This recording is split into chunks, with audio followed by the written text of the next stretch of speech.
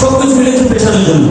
আর যারা আমরা technical person আছি, টেকনিক্যাল পার্সন আমরা যারা বিশেষ করে কিউসি আমরা নিচ্ছি, কিন্তু কিউসিতে আপনার কোনো এক্সপিরিয়েন্স নেই, আপনার এক্সপিরিয়েন্স হচ্ছে অন্য একটা সেক্টরে, তো so you are not getting your desired job in your position.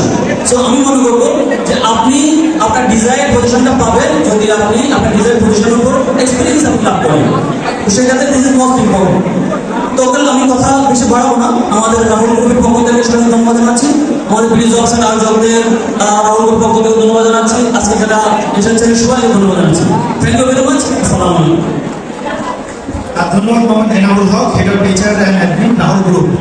আপনারা নিশ্চয়ই জানেন গত 3 দিন ধরে আমরা বগুড়ার বিভিন্ন শিক্ষা প্রতিষ্ঠানে এই এইচআর আসলে আপনাদের কি প্রত্যাশা করে বা এই চাকরি মেলায় নিজেকে যোগ্য করার জন্য কি কি যোগ্যতার প্রয়োজন, সেগুলো কিভাবে রেসপন্স করবেন সেগুলো বলে এসেছি।